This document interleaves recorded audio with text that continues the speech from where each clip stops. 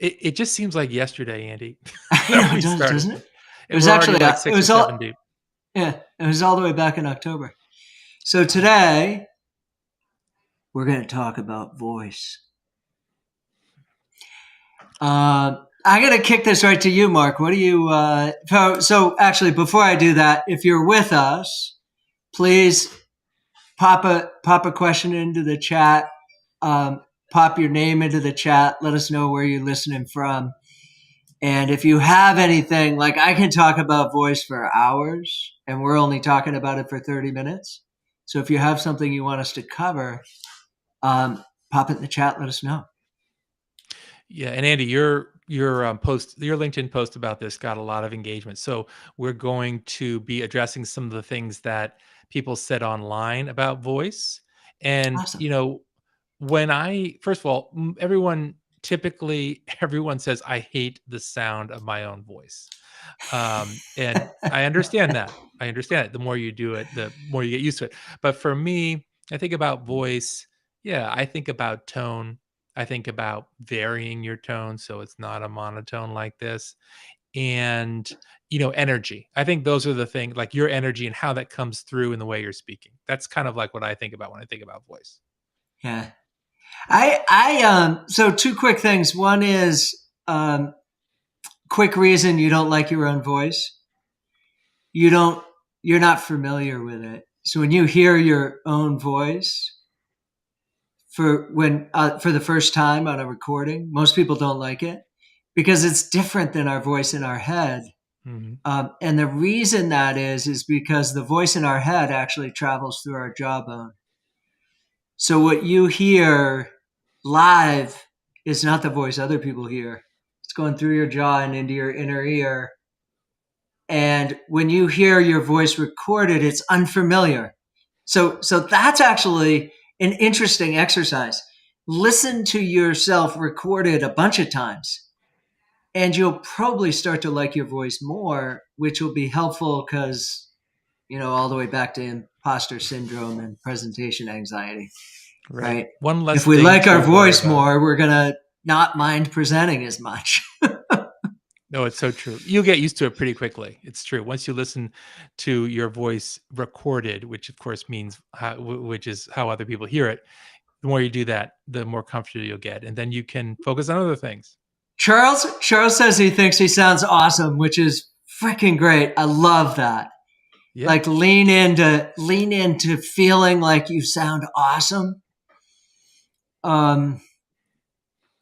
Because that's part of, Mark, you had alluded to the post I did, or I guess not alluded, you had spoken about it directly. And part of that post is just letting people like lean into lean into your emotions, right?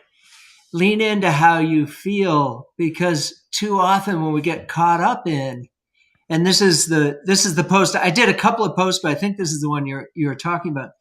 Too often when we get caught up in, I ask people, like, what do you want to sound like? Well, I want to sound scientific. I want to sound like a scientist. Well, what does that sound like? Well, knowledgeable, confident, authoritative. And this is where I went with the post you were talking about. Guess what all those things are? They're friggin' monotone. like like authoritative, confident, objective, knowledgeable are monotone. Those are single tones. Yeah. And I would put that in one category of the categories that you might want to think about with respect to voice. So it's not like you don't want to sound like that. It's just you don't want to sound like that all the time, Yeah, because then great you get point. into this monotone situation. So you do Right. want to be authoritative You sometimes do. because Yes.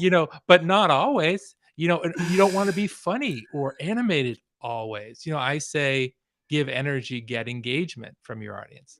But Right. if you are at an 11 and our spinal, any aficionados from Spinal Tap out there, the movie, I mean, will Right. will tell you it's like the To 11th 11. level. It's the 11th level of an amp, which of course doesn't really exist, right? So it only goes to 10. But if you are way up here with your energy level the entire time, you'll exhaust your audience and they'll just get tired of listening to you because it is monotone as well. It's the same level. Got to There's a vary it. there's a there's a great exercise you can do um, if you feel like you're starting to lose your audience a little, and you have good energy, but you feel like people are maybe starting to look at their phone or people are looking down, and instead of bringing the energy up, instead of bringing the volume up, it's not the energy, instead of bringing the volume up, whisper, take the volume down, lean in and talk more quietly. And if you do that, people sit up. People will be like, "What's he saying? What's he saying? What's he saying? What? What did I What's that? miss? What did I miss? What am I missing?" Because suddenly because it changes, right? So you've looked down for a moment as an audience member, and suddenly things change, and you look up. You're like, "What's going on?" Yeah, so true. It's about getting people to lean in, which you don't do by being loud, especially if you're mic'd. I used to not like mics. I used to be like, 50 people, 60 people, no problem. I got this. Because I have a big voice. I can do that. Like, I can talk to 200 people outside without a mic. I've done it. I was a summer camp coach. We didn't have a mic, and we'd have 200 or 300 people outdoors, and I can do that. But if you do that indoors, you're shouting at people. You It's can't really vary it. hard to be loud and not shout, Yeah. And you can't vary your volume because then people and you literally can't can't hear. vary. Yeah. So I think if there were one word that I would encourage people to remember with voice, it would be variation, because even the nicest sounding voice, people make fun of it gets boring. Like people sometimes make fun of NPR, right? Drill instructor Charles voice. got the drill instructor. Yeah. But even like let's like the NPR sounding voice, which is like this very honey sounding, it does sound good, but like the sort of stereotypical presentation is like that throughout the entire conversation or piece or episode, however you want to describe it. And then, of course, like juxtaposed with saying things that are funny, but keeping in that same voice, or saying things that are outrageous, but keeping in with that same voice. That's where a lot of that humor comes from. Like on Saturday Night Live, that sketch, they're talking about these things that are like funny and ridiculous, but they're still staying in character with their voice. And that disconnect is one of the things that makes it funny.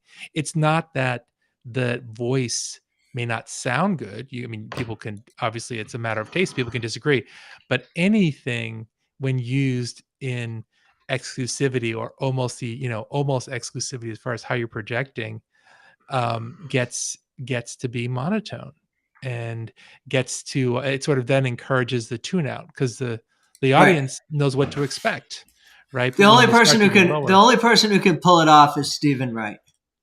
yeah, And I he remember was him. and he was one of my favorite comedians Yeah, growing he up. was very funny. Yeah, he was very funny. He used pauses a lot. That was one of the he things that used he did that he was uses very funny. pauses a lot. We haven't Yeah, talked about that. yeah. We could talk a bit about pausing, but before we talk about pausing, I want to go back to this variance, because I think what happens sometimes is people take their script, right? Like, okay, here's my script, and they write down like, talk louder here. And then what happens is they're talking along, and then all of a sudden they're shouting along at this part. And it's just they've like raised their volume, and everybody's like, well, why did they raise their, because it wasn't connected. Yeah. It it it it was intended to be connected. It was like important, so I'm going to shout now. Um, but we just talked about that. Maybe when it's important, you should actually talk quieter. Actually, because turn down the volume. right. And in addition to what you were saying before, also Andy is, it's a surprise. And also, really important stuff, like a secret, for example, is conveyed often with a whisper. So it's Right. like a trigger for that as well. Like, here's the real stuff. I better pay attention. And it's different from what he was or she or they were just saying. One quick add-on I wanna mention. You make this point about, well, here's where I need to talk louder, here's where I need to talk softer, and how that's not necessarily the way to go. I want to give a shout out to an organization called Heroic Public Speaking. It's a company in New Jersey that trains speakers, keynote speakers all around the world. And I was fortunate to do their program. And one of the things that they teach is you identify these chunks. It's not how long how you sound, but how you want the audience to feel during these chunks. So I want the audience to Right. feel curious during this chunk. I want the audience to be surprised. I want the audience to be amused, you know, and that can help you decide And those have which voices. voice to Yeah. use. Yeah. Yeah, it's interesting. So I do the same thing with my work, but instead of talking about how we want the audience to feel, um, I just ask speakers to think about how they feel. And that's what this post was about, right? So here's the middle layer, and then the faster layers, things like excited and curious and surprised, and the lower ones thoughtful or frustrated. And if you map those onto your talk, and then you map your talk back onto the musical scale, you're never monotone. You'll never be monotone again, because now what you've done is you've allowed your feelings to come through, and those feelings have different tones. I actually, Okay. if you look over here, there's a word there. It says monopavotone, um, Did you make that because up, Andy, or is that a real word? I no, I made it up. I was like, Because I've never heard that. tone Maybe is Andy made that up, or maybe it's a word I don't know. tone is not actually tone. Monotone's not actually monotone. It's monopace, monovolume, monotone. And it's been shortened to monotone, but it's all three.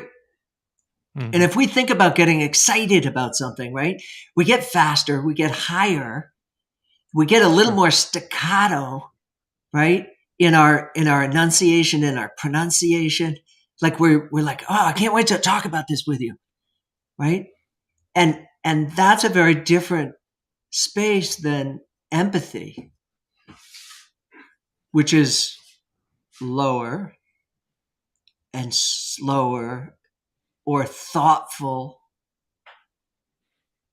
Right. And we need speakers to be both thoughtful and excited. We need both of those, Yeah. as well as explanatory, as well as objective, as well as confident, as well as that middle range. Yeah. Right. And when we have all of those spaces, then we can listen to people for a long time. And I love that. And let me just say, this kind of goes back a little bit to something we talked about in a few previous episodes, which is the audience is there for a variety of reasons. They want to learn, they want to be maybe amused, whatever it is, entertained. But it's an experience that you're taking the audience through. That's what really, really gets them engaged, is an experience. And experiences have different emotions inside of them, right? And those emotions are voiced in, just like Andy was saying, you were talking about, being excited, so you speed up, or empathetic, you slow down thoughtful, you slow down, you lean in, you know? And so you're taking the audience, like, through all this, and they're experiencing what you are, presenting in addition to hearing your voice. And so you're really, like, broadcasting on more than one frequency. Yeah, you are an authority.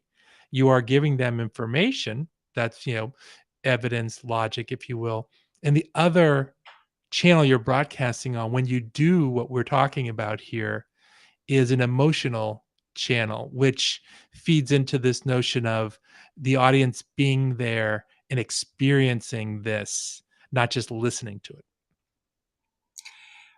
Patrick just posted a question about relating this to the primal brain with Kahneman's work. I actually don't Yeah, right. know At that Yale, yeah. work.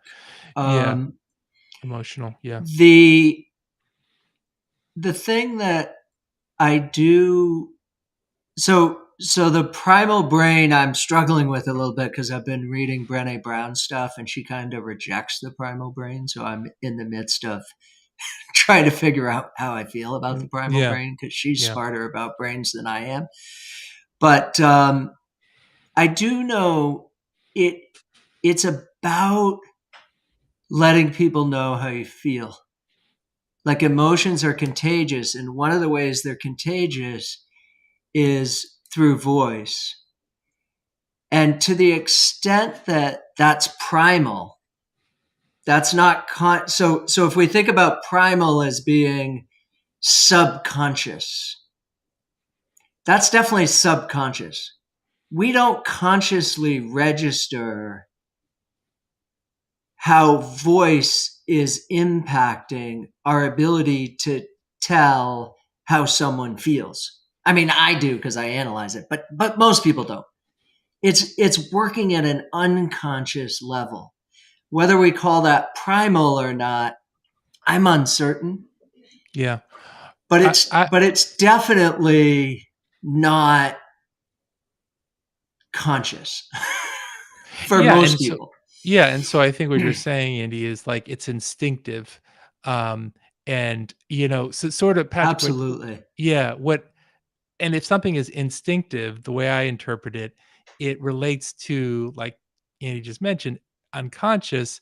It relates to the way we're wired, which in my understanding, my conceptual kind of understanding of this goes back to the primal brain. I actually think we respond to a lot of things based on, like, system one. Um, and that some of the concepts, just briefly, because I want to get to some of these other comments, is that I would mention is, I think, emotion. Whistler mentioned storytelling. I think that all very much goes back to the primal brain. Even the fear of speaking, public speaking, which is still with us among many of us, I think goes back to the primal brain sort of being on guard against exile from the tribe, saying something that doesn't go over well. So I'm a big And believer in even that. more primal, just all those eyeballs on us, right? Yeah, yeah. Like we have all these eyeballs staring at us from the dark, and we're like, no, we don't want eyeballs looking at us because you know what eyeballs are? They're hunters at a primal level. Um, We've so got some questions about there's accent, Andy. definitely We got a there's question about definite sorry, I was just gonna say, like, question on accent. as the Canadian, well, the current, A yeah, up there, why don't you address this question of accents? so I get the question Fascinating. about accent a lot from people whose first language they're not presenting in. So I don't know whether that's where this question is coming from. If it is, one thing that one thing that's been helpful, I think, that I've shared with people in the past is we're actually very good at learning accents quite quickly. So we figure out how to listen to someone quite quickly, but not instantaneously. So if you do have an accent, it's particularly important to slow down in your opening 30 seconds, 45 seconds. Mm. It's particularly important to to articulate really well before people get your accent. Now, I would argue it's good to slow down and enunciate particularly well all the time. But if it is something that you've gotten feedback that people have a hard time understanding you because of your accent, one trick can be make sure in the beginning you're going slowly, and make sure with novel words. So when you're introducing new technical language to the audience, you're going slowly. By the way, this is good advice for people who don't have an accent, which is kind of funny because we all have some sort of accent. Right. But this is important for people who don't fall into that category of having a strong accent, um, as well. Yeah. I want to Right? get. I like the question also about recording ourselves and seeing how we sound. That stuff brings up. I really think that's important. Most of us we don't want to do this because Right. we're gonna listen to it. We're not gonna like it. But the more you do it, the more acclimated you'll get, and then you'll just put it right out of your mind, and it won't be anything to distract you. Also, as you point out, Sadaf points out, listening to your message can also reveal certain things about how other people are absorbing your information. Like, gosh, I spoke so quickly. I can, and that's my sort of normal way of speaking. I need to slow down. Of course, this on this piece on voice, Andy and I are talking about, well, there is a time for speaking quickly. I just want to tell you about this amazing thing that I just heard. Pause. It's really great. So three I different love how you things all pause there. Like you put speak quickly together. and then pause, right? Yeah, you can almost see the phone, the heads going up from the phone, or hopefully you've been doing this throughout, and they never look at the phone, and that's a big deal when you're talking to a large number of people. When people say you had my attention the entire, I always am on my phone, at least part of it responding to an email or something. But for your presentation, I didn't look at it once, right? And there are variety of And ways to do that. right. And that happens. Um,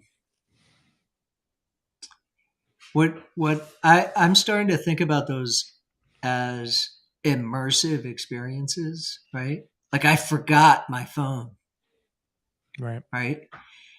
Because I was all in. I was with you the whole way. Yeah. And voice plays a big part of that. Voice plays a big part of that. And I talk a lot with people about slowing down. Because for the most part, people's problem is they speak too quickly. They're trying to say too much, so they don't have a choice. They have to just speak quickly. But it's really important to speak quickly some of the time. You don't want to just be slow. You have some stuff that's easy to understand. You have some stuff that's familiar. Like go quickly. So that when you get to something that's unfamiliar, when you get to something that people are going to have to work at, you can slow down. You Right. have some place to go. Whereas if you're talking about something familiar or you're excited about something and you're speaking slowly, you got no place to go. You're already slow, right? Right. So you have to think in chunks. I actually did this. I just coached a TEDx talk, and one of the things we did was try and think in chunks. So it was 15 minutes. There were four separate 4-minute chunks. And one of the things that we talked about was, it's great advice to have someone in mind. Same, it's the writing advice, right? Like speak to one person. Mhm. So have one person in mind. But I think if you're doing a 15-minute talk or a 20-minute talk or an hour-long talk, it's actually better to have 4 people in mind. Have a different person for each section.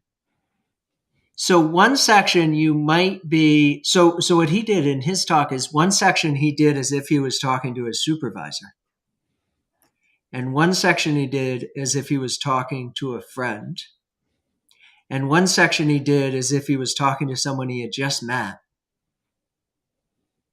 but friendly, but just met. And what it did is it shifted it, and then within each one of those sections, you have variation. But then each section is different from each other as well. So we get this micro variation within sections, but then macro variation between sections. And that helps, right? That can Yeah. help. We're still listening to the same person, but they've shifted. Yeah, and when you do that too, when you're shifting your voice or your perspective, you're probably going to shift your body language, which is what we really talked about a lot last time. And that is all to the good. Again, like voice variation, variation experience. I like when you said immersive experience, Andy. Yeah, you're taking the audience into an immersive experience. And just like the experience of eating only banana splits every single day for a week would get tiresome, even if you love banana splits. Um, You don't Listening want to to eat your someone, favorite food every day because it won't be yeah, your favorite food anymore. right. Let's or the same. Actually, let's make it more relevant. Listening to what was your favorite song? At some point, you're like, I'm done with this. And it's funny because they ask, like, I just watched the Keith Richards documentary on Netflix. If you're a fan of rock and roll or the Rolling Stones or both, I would suggest you put it into your queue. And sometimes musicians are asked, like, how do you play the same like hits all the time? Like, don't you get bored? Um, and there are various ways to answer that question, but think about your favorite song and then you think, well, like, yeah, but if I only could hear that over and over again, it would I would just go crazy. So this variation idea of your voice provides this immersive experience for your listener, which provides this kind of multi-phase um experience, and that all is kind of targeted to what we often call engagement, right? I like It's to think about it like your audience. You want your audience to be thinking along with you as you're talking, which means you want them to visualize what you're saying and sometimes showing, of course, so that they are just locked on, and then there's no space for Wordle or, you yeah, know, they're locked. They're whatever locked it in. is, the phone, because they are just in that experience with you. Patrick had a comment in about Mlado Ladino's book, Subliminal. So I wanted to pop that in there for the record. That's probably, and I am not familiar with it, but I imagine it's an excellent read along these lines. And I think that's kind of been the theme of what we've been talking about here is, um, this immersion, this subconscious space, this like so here's the thing that I always tell researchers. um, you actually have permission to let us hear how you feel about what you're doing, and that's one of the differences between a journal article that ends up in this sort of objective neutral space and a presentation. The journal article is this kind of objective neutral space, but the reason I want to hear you talk about it, the reason I don't want to read the journal article, the reason I want to actually hear you talk about it is because I want to hear how you feel. If I just wanted the facts, I'd go read the journal article and I wouldn't come listen to you talk because that's easier. Right. And that's the difference. And I think too often what happens is we model our communicate we model our oral communicate. Too often what happens for researchers is they model their oral communication after their written communication, and Right. that's not why we're listening. Yeah, it's a mismatch, It's a because mismatch. yeah, it's a mismatch for sure, and, I know we're right about at time, Andy, so let's give folks a preview of the next have we decided what we're doing next? Next up, visuals. Visuals, okay. We're gonna talk about visuals, think visual next time, and we'll have some more posts leading up to that.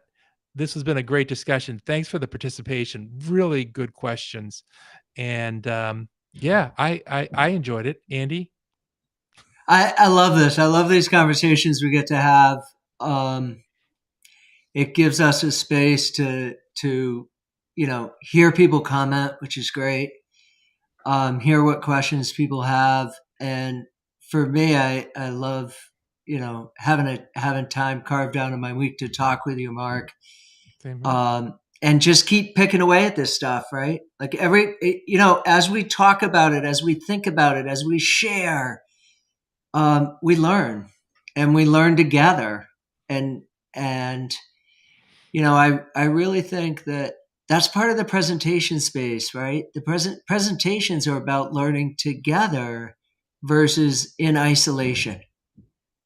Um, we can learn in isolation by going and reading a bunch of journal articles. We can learn together by coming together and listening to each other talk and having conversations. And that's what we're trying to do with the Sounds of Science, with this live cast that we got going. We appreciate the audience. Yeah. Keep coming, keep asking questions, and we'll see you again in 2 weeks. Alright. Cheers, everybody. Enjoy.